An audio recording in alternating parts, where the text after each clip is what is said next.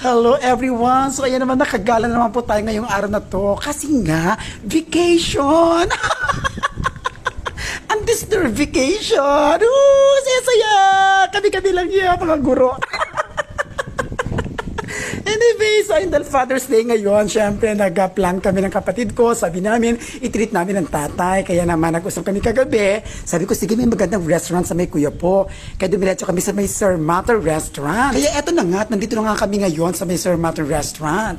So kaya palakad-lakad na kami, papunta sa may baba. Hinihintay pa namin ang tatay namin kasi hindi pa sila dumarating. Actually, kami naligaw-ligaw pa. Sarap kasi nagkwento namin sa milog ng sakyan. Tapos sabi ko sa ate ko, oy, video mo para alam ni Bayaw kung saan siya pupunta. Diyos ko, my God. Pagdating namin sa loob, nandun na siya, naghihintay na.